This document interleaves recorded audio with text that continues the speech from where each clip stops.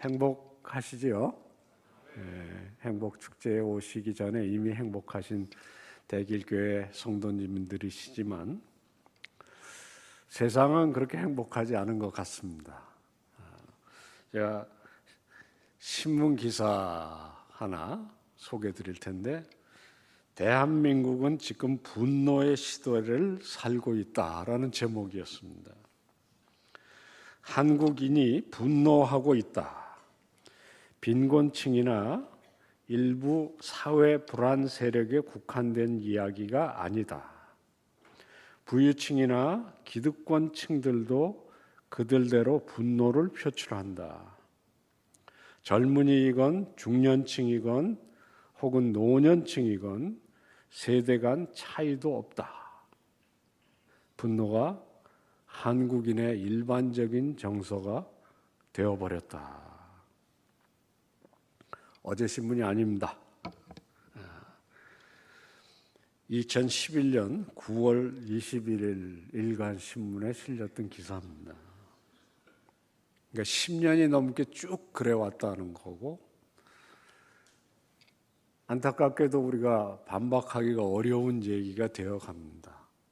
더 안타까운 것은 더 심해지는 것이 아닌가 하는 생각마저 듭니다.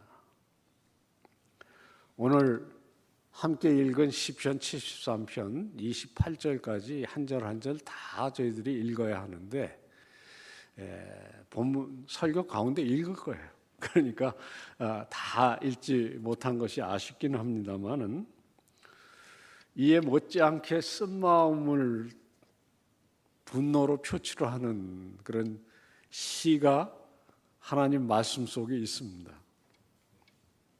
그러니까 사실 누군들 이 얘기를 하고 싶지 않았겠습니까?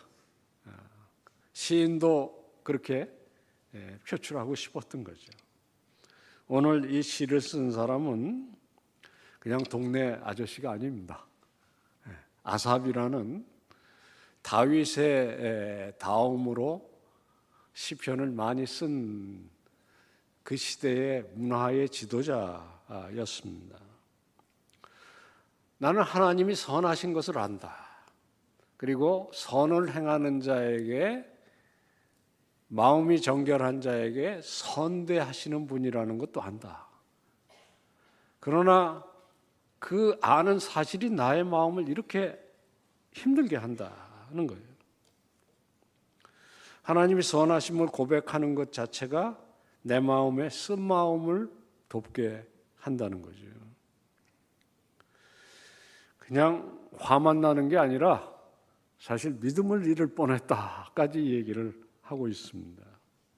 시인이 이렇게 된 것은 이제 본문에 쭉 네 가지를 얘기하는 건데요. 첫째가 오만한 자, 악한 자들의 형통을 보면서 정말 마음이 미끄러질 뻔했다, 발이 미끄러질 뻔했다. 그 무슨 말이겠습니까? 믿음을 거의 놓칠 뻔했다까지 이야기를 하는 겁니다.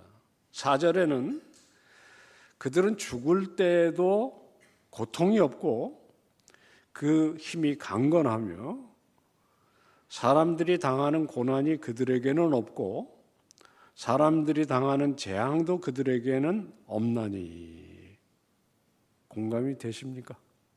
한 설교자가 이렇게 그 부분을 해설했어요. 가장 뜨거운 지옥에 떨어져 마땅한 사람이 가장 포근한 잠자리에 든다. 스펄전입니다. 세 번째 마음에 힘드는 것은 6절에 있습니다. 그러므로 교만이 그들의 목걸이요 강포가 그들의 옷이며 살찜으로 그들의 눈은 솟아나서 그들의 소득은 마음의 소음보다 많으며. 투자만 했다면 대박이 나는 거예요. 나는 줄줄이 망하는데. 8절에 그들이 능욕하며 악하게 말하며 높은 데서 거만하게 말하며 그들의 입은 하늘에 두고 그들의 혀는 땅을 두루 돌아다니는도다. 끔찍하지 않으세요? 내 마음을 노래하고 있는 것 같지 않으십니까? 11절에 그래서 세상 사람들이 말하기를 하나님이 어찌하랴 지존자에게 지식이 있으랴 하는도다. 그러니까 세상 사람들도 세상이 원래 그렇지 뭐 이렇게 포기하는 상태까지 간다는 겁니다. 하나님도 별 수 없으실 거야. 하나님이 계신다면 어디 계시나? 뭐 하고 계시냐? 이런 정말 악인이 형통하고 정말 그들은 두려움이 없어서 콧대뿐만 아니라 눈까지 높아지고 입은 또 거칠어서 우리를 알잖아요. 세상의 갑질이라는 것들. 그 혀가 정말 땅을 훑고 다니는 그런 모습 가운데 낙담의 함정에 빠진 것입니다.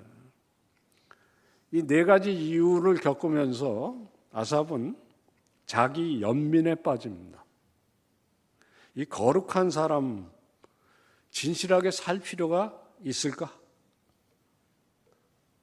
내가 믿음을 지키고 산다는 것이 과연 의미 있는 일일까? 12절에 볼지어다 이들은 악인들이라도 항상 평안하고 재물은 더욱 불어나도다. 그래서 13절에 내가 내 마음을 깨끗하게 하며 내 손을 씻어 무죄하다 한 것이 실로 헛되도다. 14절에 나는 종일 재난을 당하며 아침마다 징벌을 받았도다. 이 14절은요 완전히 물에 빠져가지고 정서적으로 익사 상태, 죽기 직전입니다. 우리 남국성 교수님도 찬양 가운데 그런 이야기를 우리들에게 전해주셨는데 이래서 설교자하고 찬양 인도자하고 잘 맞는 거예요. 할렐루야예요. 제가 정말 찬양하시면서 그 말씀 나 아버지 찬양하실 때 이미 설교는 오늘 다 선포되었다 그런 생각을 했습니다. 정서적으로 익사 상태에 빠진 이 모습을 유진 피터슨이라고요. 성경을 굉장히 쉽게 풀어 쓰신 분이 그 부분을 이렇게 썼어요. 아침에 집을 나섰는데 문 밖에 누군가가 서 있다가 문을 열고 나갈 때마다 그래서 아침에 첫 번째 당하는 일이 뺨따구를 맞고 시작하는 것과 똑같다. 그리고 그 다음도 낫지 않다. 그런 상태를 이렇게 그리고 있다는 거예요. 모처럼 정말 기도하고 오늘 주님의 인도를 기다리면서 소망을 품고 집안을 나섰는데 첫 번째 당하는 일이 누군가 문에 서 있다가 뺨을 올려치는 경험입니다. 유진 피터슨이 그렇게 이야기했어요. 하루가 나쁜 일로만 가득 차 있는 인생 속에 시험에 안 들 사람이 별로 없는 거죠. 시인이 아삽이 느끼는 가장 큰 어려움은 악을 보면서 정의감에 막 불타는 것이 아니라는 것이 더 큰 문제입니다. 솔직히 고백하건대 나는 부럽다 하는 거예요. 그래서 악인 오만한 사람들을 질투하는 자기 자신을 보면서 자괴감에 빠지는 거죠. 내가 왜 이럴까? 영화 아마데우스라는 영화를 혹시 기억하십니까? 볼프강 아마데우스 모차르트의 이름입니다. 이 영화는 살리에르라는 다른 사람과 모차르트를 꾸준히 이렇게 비교해요. 살리에르는 당대에 인정받은 궁중 악사였습니다. 민족의 음악 지도자였죠. 이분은 아마 어려서부터 하나님께서 나에게 음악적인 재능을 주셨다 감사하다. 그리고 이 궁중의 음악가로서까지 세워주셨으니 내 평생을 이 음악을 통해서 하나님께 영광을 돌린다는 것을 스스로 그렇게 헌신한 사람이에요. 그렇게 살았어요. 행복했습니다. 어느 날 모차르트가 등장할 때까지였습니다. 어느 날 악동이고 정말 버르장머리라고는 찾아볼 수 없는 한 소년이 나타났는데 놀랍게도 자기에게 주어졌어야 하는 재능이 거기 속에 있는 거예요. 그냥 악동이 아닙니다. 그래서 그 순간부터 아삽의 심정이 되는 거예요. 어떻게 저런 망나니, 저런 개차반에게 하나님께서는 나에게 주셨을 재능을 거기에 부으셨는가. 원래 선수는 선수를 알아보게 되어 있는 거거든요. 그러니까 자기도 부정할 수 없는 천재성이 그 속에 있는 거예요. 그래서 하나님에게 쓴 마음이 지나쳐 하나님 주신 재능을 파괴하기로 마음을 먹습니다. 그래서 영화는 굉장히 비극으로 가요. 모차르트도 파괴되고 살리에르도 파괴되고요. 네. 어떤 면에 세상을 알아보는 안목이 깊을수록 우리가 의롭게 사는 사람이 겪을 수 있는 역경 중의 역경입니다. 세상은 우리를 가만두지 않는 것 같이 느껴지는 때도 많습니다. 사실 의로운 사람의 마지막 이 보루는 자존심입니다. 세상이 어떻게 되든지 우리는 성도로 살 거야. 하나님의 딸과 아들답게 살 거야 라는 자존심이, 자긍심이 있잖아요, 우리는.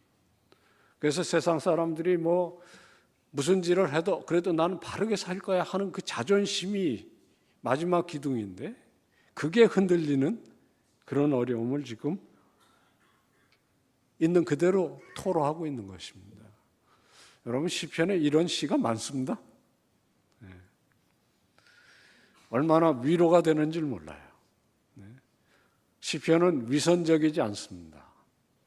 있는 그대로 하나님 앞에 불평하고 불만하는 그런 구절로 되어 있어요. 이게 28절인데 적어도 반이 딱 그렇습니다. 14절까지 정말 끌어오르는 것을 있는 그대로 하나님께 표출을 하고 있습니다. 솔직히 그들이 부럽게 되는 자기의 모습을 보면서 분노와 함께 자존심이 무너지고 마지막에는 자기 연민에 빠지는 거예요. 아삽은 그냥 평범한 무모한 인사가 아닙니다. 11편의 시편을 쓴 국민 작가이자 지금 저희 중에는 남궁성옥 선생님 같은 분이에요. 네. 찬양으로 예배를 이끌고 모든 사람이 거기에 은혜를 받으면서 같이 따라 부르고 그게 이 아삽의 직분이자 은사였습니다. 제일 유명한 시편이 50편인데 해 돋는 데에서 해 지는 데까지라고 알려져 있는 찬양의 원본입니다. 역대하 29장 30절에 히스기야 왕이 이스라엘 역사에 길이 남을 그 위대한 부흥운동을 했을 때 국민 예배를 인도했던 사람이라고 적혀져 있고요. 역대상 25장 1절부터 2절에 보면 아들 4명도 아버지를 따라 찬양 인도자였다고 써 있습니다. 그러니까 그냥 보통 사람이 아니에요. 국민적인 음악가였습니다. 그런 사람이 이런 노래를 하고 있는 거죠.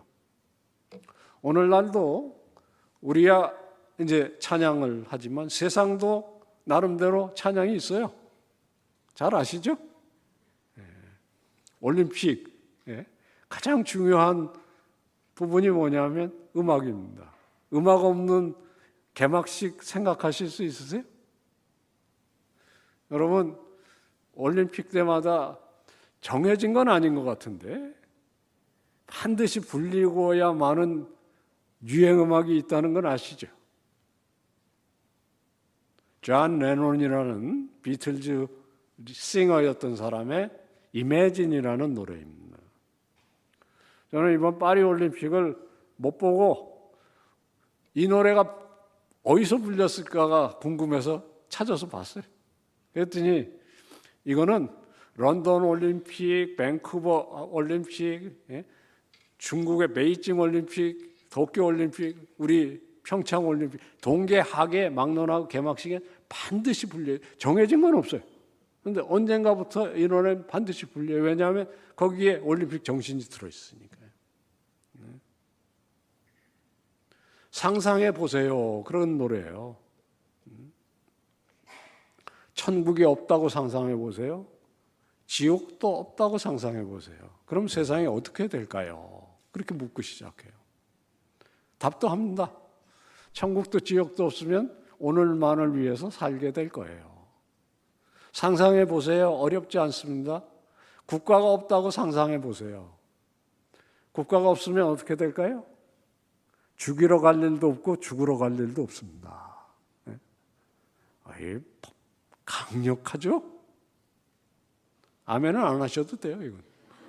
그런데 그 메시지는 무섭거든요. 네. 종교도 없다고 상상해 보세요. 그러면 종교 때문에 죽이고 살릴 일이 없을 겁니다. 그러니까 올림픽이 어떤 면에 지향하는 걸 그대로 담은 노래예요. 2절에는 사유재산이 없다고 상상해 봅시다. 하실 수 있으시겠습니까? 사유재산이 없으면 욕심 부릴 일도 없고 배고플 일도 없습니다. 형제가 되어서 다 나누고 살 거예요. 그리고 후렴에 진짜 본론이 들어있어요. 나를 꿈꾸는 사람이라고 부를지 모르시겠지만 나 혼자만 그런 것이 아닙니다. 오세요. 같이 갑시다. 이거는 전도입니다. 우리만 찬양하는 거 아닙니다. 그것도 올림픽에 한 번에 10억이 넘는 사람들이 이 노래를 지금 50년 동안 부르고 있는 거거든요. 네. 50년 동안 부르고 이런 노래는 없어지지 않습니다. 그래서 오세요. 오시면 우리가 형제가 되어서 세상은 하나가 될 것입니다. 3분이 안 되는 노래예요. 네. 여러분 테스 형이라고 아십니까? 테스 형 불러요. 네? 한 번은 추석에 되었는데 식사를 하는데 뭐 원래 한국은 아무도 안 보는 텔레비전이면 항상 켜놓는 게 대접이잖아요. 보는데 갑자기 테스 형 그렇게 부르는 거예요. 이렇게 보니까 이 철학 선생은 봐야 되겠더라고요. 세상이 왜 이래? 사랑은 또 왜 이래? 이건 철학입니다, 여러분. 여러분 그 테스가 누군지 아시죠? 소크라테스입니다. 네. 그러고 철학에서 끝나진 않아요. 테스형 가보니까 천국은 있던가요? 이건 신학입니다. 네. 그러니까 세상에 이런 거 안 하는 것 같죠? 제 손이 동서가 결국에는 묻더라고요. 그럼 목사님 취향이 어떻게 그러십니까? 그게 털어터까지는 봐주겠는데 그 나훈아는 아니지 않습니까? 그래서 아니 형님 그럼 나훈아가 됐든 어쨌든 가사를 들으셨어요? 저는 사실 그 정도 되면 비명이라고 생각합니다. 그 노래 가운데 그런 거 많습니다. 여러분 그 갱스터 랩이라는 게 있어요. 이렇게 하는 게. 근데 그게 왜 그런 형식으로 가는지 아십니까? 분노의 표출입니다. 또 그 다른 쪽에 데스 메탈이라서 뭐 이렇게 하는 정말 들기에도 으스스한. 예? 그런데 그게 그 형식 자체에 메시지가 들어있는 거예요. 네, 테스형 정도 되면 명곡입니다. 명곡이에요. 그건 철학이고 신학이고 세상도 묻습니다. 그리고 세상도 이 문제를 가지고 씨름한다는 것을 우리들이 무시하면 안 돼요. 안타까운 거는 잘못 묻는 거죠. 소크라테스에게 물어야 답이 없어요. 소크라테스는 원래 답하는 사람이 아니에요. 묻는 사람이지. 그것도 처음부터 내가 몰라서 그러는데 당신은 알 것 같으니까 그러고 시작하는 사람입니다. 그 제자 플라톤도 답이 없어요. 그 제자 아리스토텔레스 답 없어요. 그러니까 그 답은 어디 있냐면 여기 있습니다. 이거는 제가 오만으로 하는 얘기가 아닙니다. 저는 직업상 꽤 읽어봤어요. 근데 애초부터 질문은 정말 우리들도 새겨야 되는 질문입니다. 세상이 왜 이런지 우리 성도들이 물어야죠. 뭐냐면 태초에 하나님이 천지를 창조하신 그 세계는 보시기 좋았더라. 아름다운 세계였고 그 아버지의 사랑은 넘치는 사랑입니다. 그런데 세상은 왜 이렇습니까? 그리고 어쩌면 그 사랑을 알고 산다는 나마저 미끄러지고 자빠져서 세상을 오히려 부러워한다면 그것은 문제가 아니겠습니까? 덮어놓을 일이 아닌 것 같습니다. 제가 드린 말씀의 핵심은 노래를 통해서도 철학도 하고 신학도 하고 그리고 세상을 깨우기도 하는데 오늘의 아삽은 단지 찬양 인도자가 아니라는 거죠. 한국 교회는 찬양 인도자를 너무 가볍게 생각하는 경향이 있어요. 사실 찬양은 하나님께 바쳐지는 제사의 예물이기도 하지만 동시에 그것을 나눠서 우리들이 듣는 우리들의 신앙 고백이기도 하고 기도이기도 하고 사실 성경 공부이기도 하고 많은 일들을 우리들에게 합니다. 아삽의 문제는 그 일을 하면서도 자기 안에 풀려지지 않는 것을 씨름을 하는 건데 아삽의 놀라운 점은 이걸 안 하고 싶었다고 얘기하는 거예요. 이 고통을 겪으면서 내 마음에만 답어두고 난 입을 열지 말자. 그러니까 찬양 인도자인데 찬양을 안 하겠다고 생각을 한 시간이 있었다는 거예요. 문학자 같으면, 문학가 같으면, 시인 같으면 절필입니다. 난 더 이상 안 쓸 거야 라고 붓을 꺾는. 왜 그렇게 했습니까? 실수할까 봐. 실수할까 봐. 설교자도 그렇고 찬양 인도자도 그렇지만 우리가 확신 없는 상태에서 이 자리에 있으면 그걸 누구를 속이겠습니까? 사실 성도들이 참아주는 것이지 그 메시지 속에 생명이 있다 없다 왜 모르겠어요. 근데 내가 확신이 없고 내가 내 속에 이 씨름이 있는데 어떻게 이 노래를 하겠느냐. 특별히 입을 열어서 만약에 내 입에서 있는 그대로 불만이 터져 나왔을 때 이것을 듣는 어린 심령들을 정말 걱정이 되는 거죠. 이게 아삽의 놀라운 점인 겁니다. 우리 장로님들, 권사님들, 우리 목사님들은 말할 것도 없고 정말 여기까지 올라오는데 참으신 적이 많으시죠? 내가 이래가지고 성도들에게 덕이 되겠는가. 이 국민 지도자니 오죽했겠어요? 15절에 이렇게 썼습니다. 내가 만일 스스로 이르기를 내가 그들처럼 말하리라 하였더라면 나는 주의 아들들의 세대에 대해 악행을 행하였으리라. 내가 찬양 인도자가 아니라 국민의 지도자가 아니라 선동가, 하나님의 교회에 덕을 세우는 것이 아니라 무너뜨리는 자가 되리라 하는 걱정을 토로하고 있는 거죠.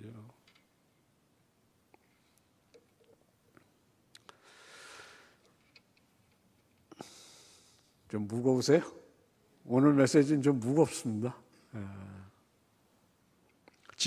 지도자로 말조심을 해야 된다는 중압감이 그를 누르는 거고 특별히 젊은이들, 어린아이들에게 조심을 하는 겁니다. 그런데 문제는 그렇게 하면 자기는 노래해야 되고 메시지를 전해야 되는 사람인데 속에서부터 열불이 끓어오르는 거죠. 하나님의 이 말씀은 그 속성이 그래요. 내가 입을 닫고 싶어도 에레미야 같은 사람은 견디질 못하게 하는 거예요. 죽음이 뻔히 앞에 있는 줄 알면서도 증언할 말씀이 있고 하나님 영이 역사하시면 해야 하는 거예요.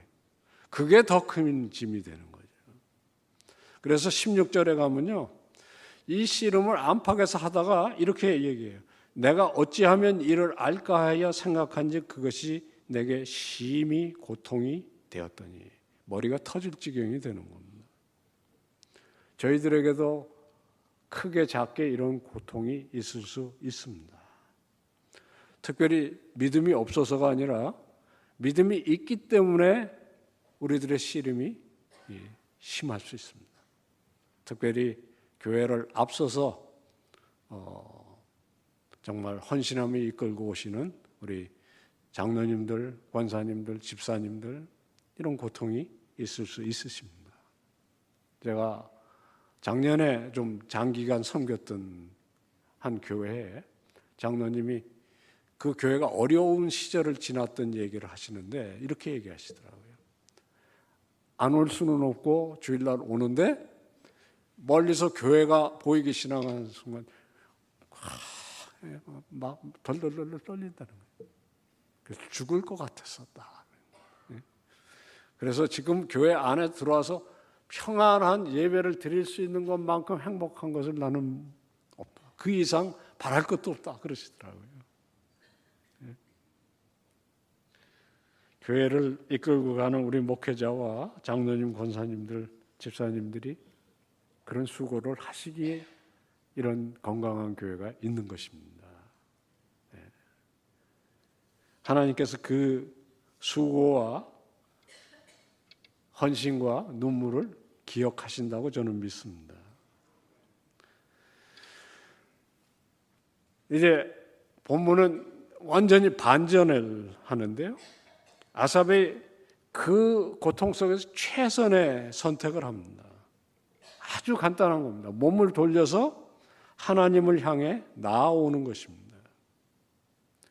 아삽의 변화는 공간적으로 성전을 향해서 발걸음을 돌릴 때였다. 그렇게 쓰고 있습니다. 17절에 발걸음을 성전을 향해서 돌리니까 뭐가 변하냐면 시각이 변해요.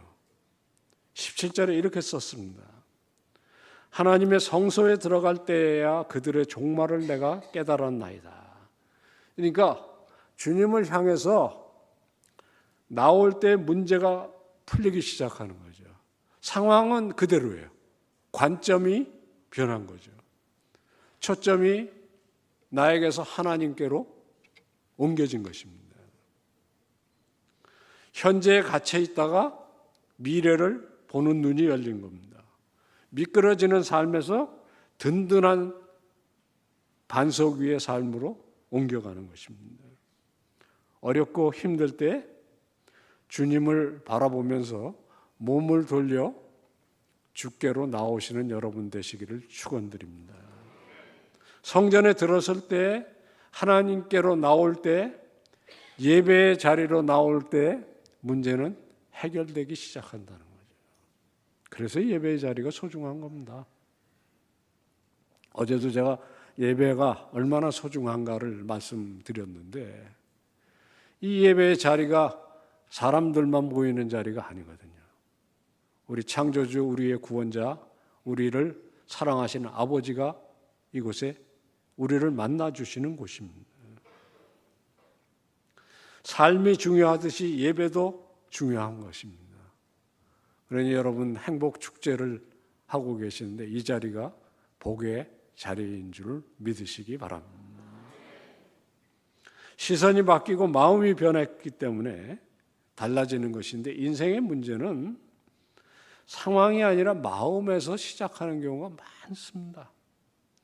상황에서 생긴 쓴 마음이 하나님을 향하게 될 때 단마음으로 바뀌기 시작하는 거죠. 여러분, 적어도 전기를 마련하면 옷이라도 갈아입지 않습니까?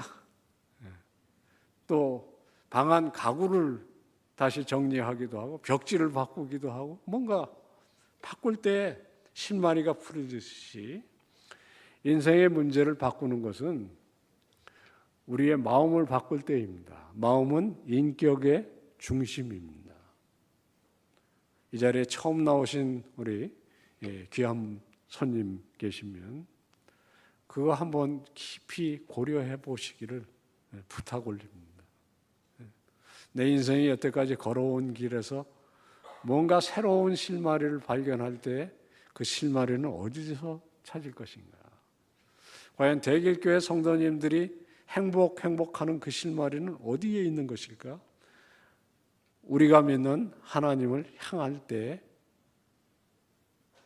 주어지는 선물입니다. 오늘 이 짧은 시편에 마음이라는 말이 6번 나옵니다. 1절, 7절, 13절, 21절, 26절 2번. 왜 그렇겠습니까? 결국엔 우리 속담처럼 마음 먹기 달린 것입니다. 왜냐하면 모든 우리의 인생의 출발은 우리의 마음, 인격 중심에서 오니까요. 우리의 마음이 향하는 곳이 천국이고 지옥일 수 있습니다. 세상에 꽉 사로잡혀서 아무것도 안 보이던 그런 그 현실에서 하나님을 바라보는 거죠. 그러니까 적어도 사방이 다 막혀 있어도 위는 볼 수 있잖아요. 그 우리가 위를 볼 필요가 있어요. 저는 정말 답답하면 앉아서 이렇게 기도합니다. 예? 언젠가부터 제가 누가 가르쳐 준 건 아닌데 그 배웠어요. 그렇게. 집에서 기도하다 정 힘들면 교회에 가요. 그래서 한 자리에 앉아서 기도하다 안 되면 무릎 꿇고 기도하고. 정 안 되면 이제 이렇게 합니다.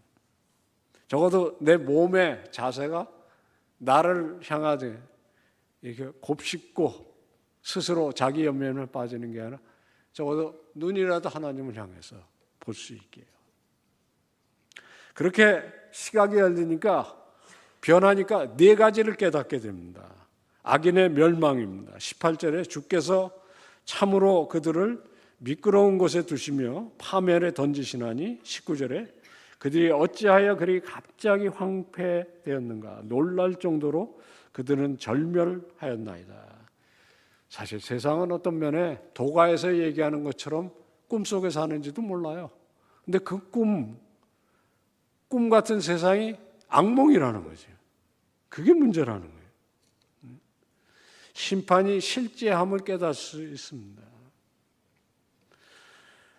그래서 20절에 주여 사람이 깬 후에 꿈을 무시함 같이 주께서 깨신 후에는 그들의 형상을 무시하리라. 그렇게 이제 세상에 돌아가는 이치를 영적인 안목으로 성경의 눈으로 기독교 세계관으로 보기 시작하면서 실마리를 찾는 겁니다. 그리고 첫 번째 가장 큰 변화가 뭐냐면 회개예요. 하나님, 내가 하나님이 하시는 일, 이 세상을 잘못 알고 있었습니다. 그래서 21절, 22절에 자기의 안목이 정말 코앞도 제대로 보지 못했다는 것을 인정하고 회개합니다. 21절, 내 마음이 산란하며 내 양심이 찔렸나이다. 22절에 내가 이같이 무지함으로 주 앞에 짐승이오나. 우리가 내 안목에 치우쳐서 정말 세상이 왜 이래 테스형 뭐 이런 심정이 되면 우리가 짐승입니다. 짐승의 특징이 뭐냐면 하늘을 볼 줄 몰라요. 인간하고 짐승의 가장 큰 차이가 뭔지 아시잖아요. 짐승은 4발로 걷기 때문에 항상 시선이 이렇게 되어 있습니다. 유일하게 들 때가 언제냐면 먹이를 쫓아갈 때 하늘을 보는 경우는 없어요. 그러니까 짐승의 특징은 뭐냐면 특별히 풀 뜯는 짐승이 뭐냐면 풀을 만나면 이렇게 훑어요. 계속 훑고 자기 아픈 현실을 계속 훑고 있는 거예요. 여러분들도 훑고 계시죠? 스마트폰 이렇게 훑고 계시잖아요. 하루 종일 훑고 계시죠.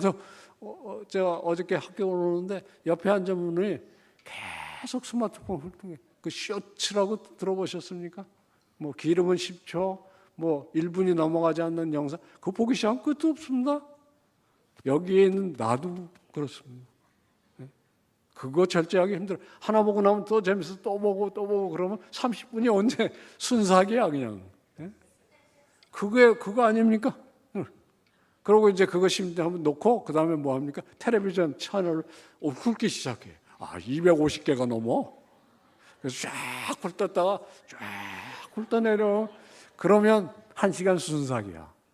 그러고 끝에 뭐라 그럽니까? 내려오면 볼 거 하나도 없네. 얼마나 허망합니까? 예? 얼마나. 그게 행복입니까, 여러분? 그게 행복할 것 같아요? 저는 스마트폰은 그래서 사실 인터넷을 쓰지 않습니다. 근데 집에서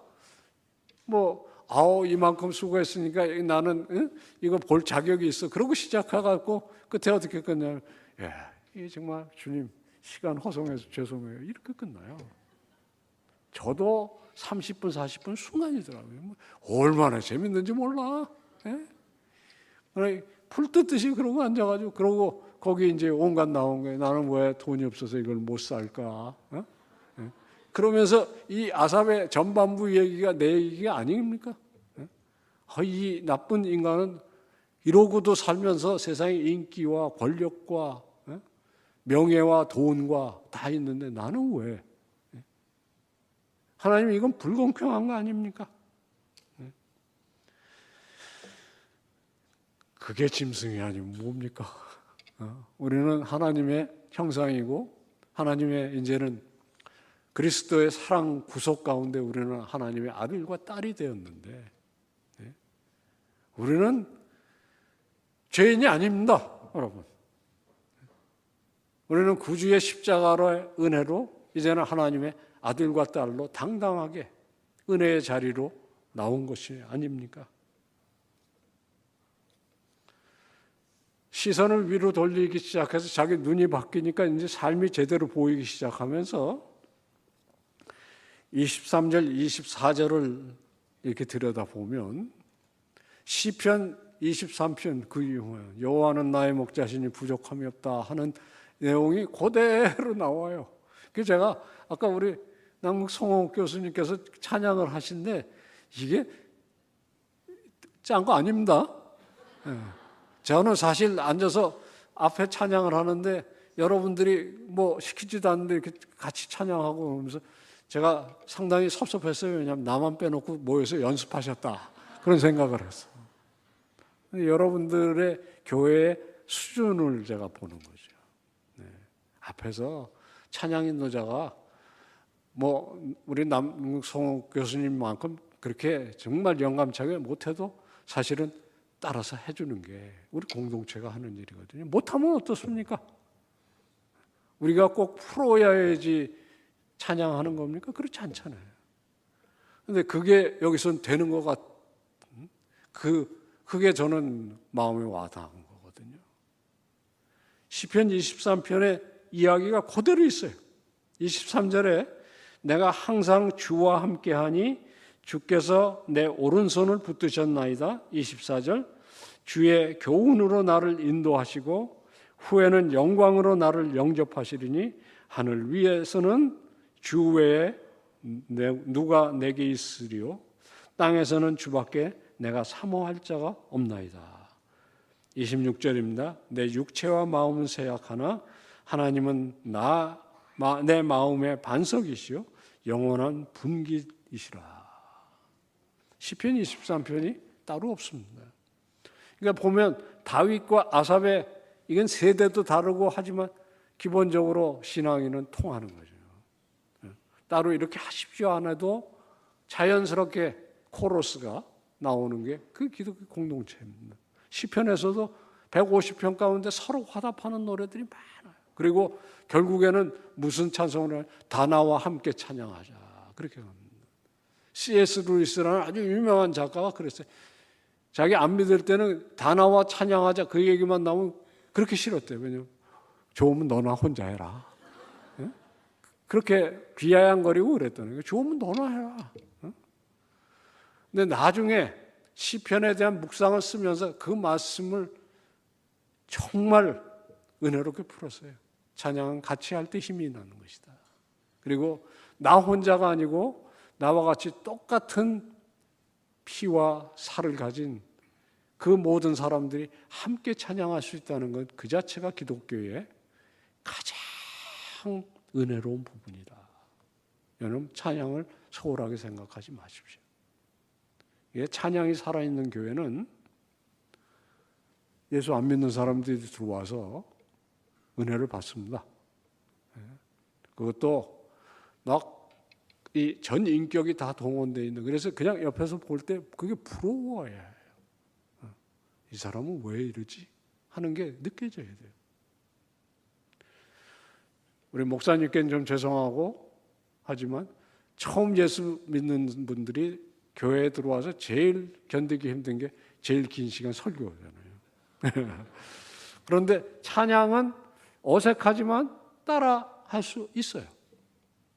그리고 자기하고 똑같은 사람들이 같이 하니까 그러면서 서서히 거기에서 메시지를 들을 수 있습니다. 시편이 그래서 유명한 것입니다.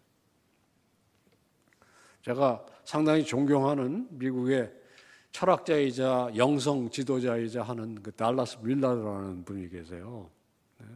제가 개인적으로 한두 번 뵙기도 했는데 그분이 책에다 그런 얘기를 썼어요. 자기도 힘들 때는 외우는 시편을 일어서서, 처음에는 앉아서 일단 안 되면 일어서서 암송을 하면서 왔다 갔다 한대. 30분이면 문제는 대부분 해결된다. 30분이 될 때 해결이 안 되면 나한테 와라. 그렇게 썼어요. 이제 참고로 돌아가셨어요. 그래서 이제 가고 싶어도 못 가는데, 그러나 그 메시지 자체는 저는 공감돼요. 정 힘들면 오늘 이 시편 같은 28절을 앉아서 묵상해 보십시오. 복 있는 사람은 하나님의 말씀을 주야로 묵상하는 자로다라고 얘기하는데, 그 묵상이라는 게 이스라엘 사람들의 묵상은 앉아서 이렇게 눈 감고 하는 거 아닙니다. 찬송이 바로 묵상입니다. 일터에서 운전하면서 또는 정말 분노가 치밀어서 욕이 나오기 직전에 찬양으로 막을 수 있다면 그것이 우리가 거룩하게 살아가는데 왜 도움이 되지 않겠습니까? 그래서 오늘 이 본문은 끝에 성도의 두 가지 복에 대한 얘기로 끝이 납니다. 맨 마지막 두 절입니다.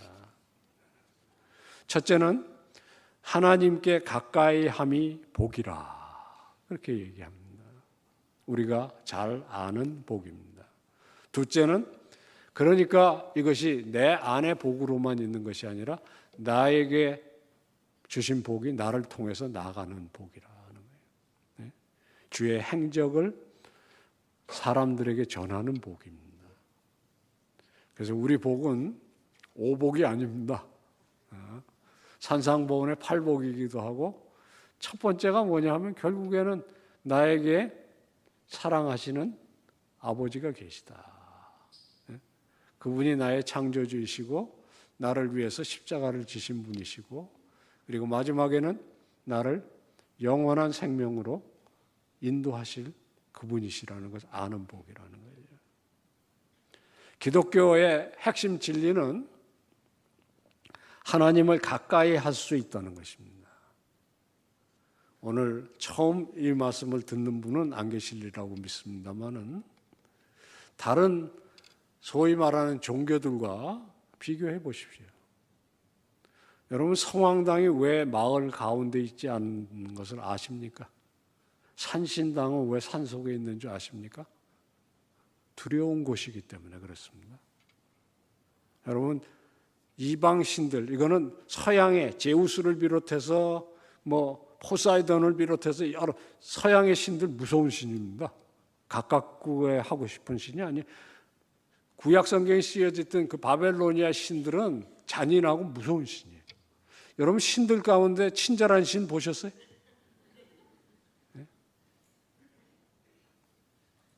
좀 남의 종교에 대한 이 폄훼가 아니라 불당에 가보십시오. 들어가면 이러고 있는 애들 있잖아요. 무섭지 않으세요? 여러분, 용왕님 사랑하시는 분 계세요? 용왕님 생각하면 사랑스러우신가? 사모하고 싶고 그분을 가까이 하는 게 내게 복이라 그러고 싶으세요? 말이 좋아서 그렇지 그 용왕님이 물귀신 아닙니까? 네? 심청이를 받아 잡수시는 분. 네? 그 사랑스러울 리가 없죠. 그러니까 사람들은 무서우니까 잔치를 벌리고 구스해서 떡 한시로 갖다 바치고 그 다음부터는 돌아보길 싫어하는 거예요. 제가 농담하고 있는 거 아닌 줄 아시잖아요. 재밌자고 하는 얘기 아닙니다. 이것은 진짜 진담입니다. 세상에는 사랑스러운 하나님은 우리 기독교인들이 사랑을 진짜 깨달았고 사랑하는 그분 딱 한 분이에요. 사랑받으실 만한 신은 종교 연구에서도 그렇게 보입니다. 사실 로마 이 사회가 결국에는 박해에서 기독교를 받아들일 수밖에 없었던 그 정황에는 뭐가 있냐면요. 역병이 쏟아질 때 기독교인들이 어떻게 하는지를 본 것이 굉장히 큰 원인이었다는 기록이 있습니다.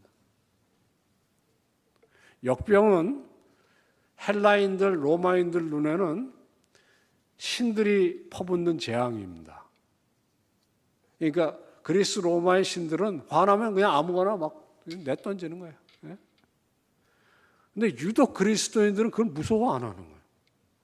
왜? 우리의 창조주 하나님은 그런 하나님이 아니라는 걸 아니까요. 그리고 이런 역병들을 허락하실 때는 분명히 하나님의 뜻하신 바가 있다는 것까지 받아들이는 거죠.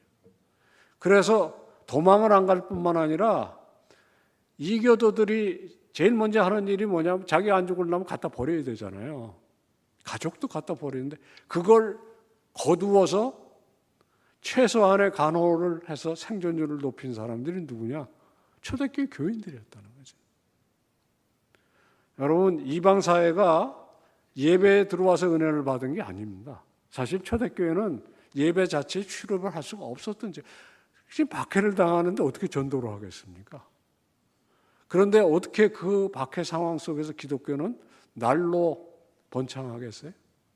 그래서 생각을 좀 해봐야 합니다. 나중에는 황제조차도 그 상황을 직시할 수밖에 없는 거예요. 이 인간들은 도대체 뭐냐? 그 마음속에 하나님, 선하신 하나님, 그 믿음이 있는 거예요.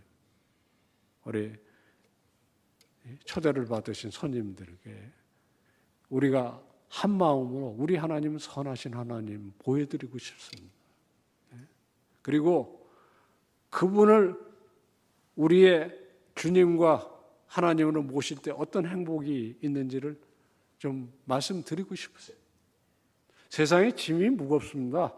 우리 그리스도인들은 뭐 할 일 없어서 주일날 놀지도 못하고 휴가도 못 가고 봉사하고 선교 가고 야 이거 예수 잘못 믿으면 여기 행복은 없다 이렇게 생각 안 하셨으면 좋겠어요. 왜냐하면 세상이 행복이라고 생각하는 걸 하는데 제가 삼일교회 교인이거든요. 집은 경기도 삼본입니다. 주일에 아침에 4호선을 타고 교회를 가는데 아침에 보면 와 무거운 짐 진 분들 굉장히 많으세요. 네. 뭐 북한산을 가는 것 같은데 장비 자체는 히말라야에 올라가고 남은 장비를 지시고 그 뜨거운 여름에 거기를 왜 갑니까? 저도 산에 가는 거 좋아해요. 그런데 지금 오늘 기온이 35도를 넘어갈 거라는 예보가 있는데 그걸 이런 짐을 싸고 거기를 올라가야 되는 것은 그건 종교입니다, 여러분. 그 짐을 지시겠습니까? 아니면 시원한 대기교회 본당에 오셔서 내가 비록 이해가 잘 안 되지만 이 복음이 무엇인지를 알아보시고 싶으시겠습니까? 시간이 다 돼서 이제 줄이겠습니다. 내 하나님께 좀 더 가까이라는 찬양이 많습니다. 우리가 내 주를 가까이 하려 함은 그런 찬양, 그 원래 가사는 내 하나님께 조금만 더 가까이 가기로 원한다. 여기 서 있는 이 사람의 소망이기도 합니다. 우리 성도님들의 소망이기도 해요. 시편에 73편부터 89편 사이에 반 이상인 10편을 썼는데요. 77편부터 78편은 이게 찬양 인도자가 아니라 사실은 선지자입니다.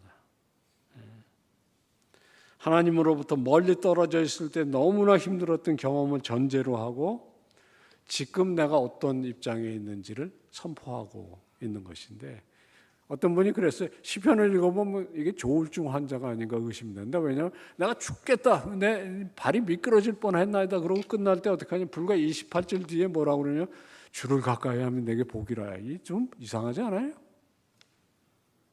그게 신앙의 힘입니다. 네. 우리가 성전에 들어올 때 죽을 것 같은 마음으로 들어올 수 있어요. 네. 그러나 여기서 우리 하나님을 만날 때 행복이 뭔지를 알게 되는 비밀이 있습니다. 왜냐하면 우리 하나님은 우리를 지으신 분일 뿐만 아니라 우리를 사랑하셔서 끊임없이 관계를 맺기를 원하시는 분이거든요. 그리고 그 관계를 우리들이 신앙생활하면서 서서히 쌓아갑니다. 그러니까 우리 장로님들, 권사님들이 우리 신앙의 좋은 멘토들이 되시고 좋은 후원자가 되실 수 있는 이유는 딱 하나예요. 오래 씨름을 하셨어요. 오래 씨름을 하신 거잖아요. 제가 말씀을 진짜 줄이겠습니다. 히브리서 4장 16절에 그러므로 우리가 긍휼하심을 받고 때를 따라 돕는 은혜를 얻기 위하여 은혜의 보좌에 담대히 나아갈지라. 초청입니다.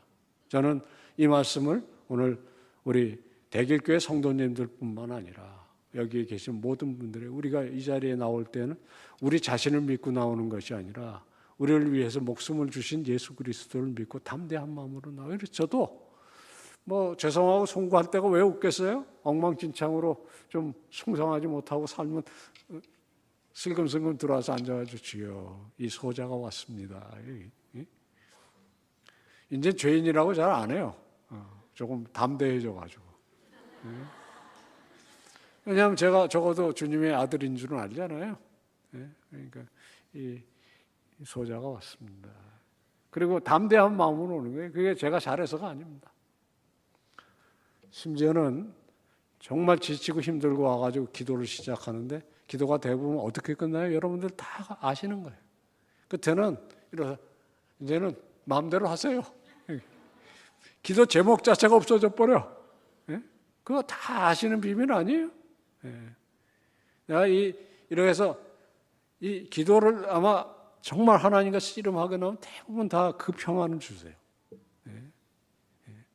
이게 여기서 지금 내가 죽겠습니다 뭐 그러고 하다가도 하나님께서 한 방에 우리를 놓아주실 때가 있어요. 그게 저는 그리스도인이 아는 행복이라고 생각합니다. 오늘은 그런 행복으로 초청드리는 시간입니다.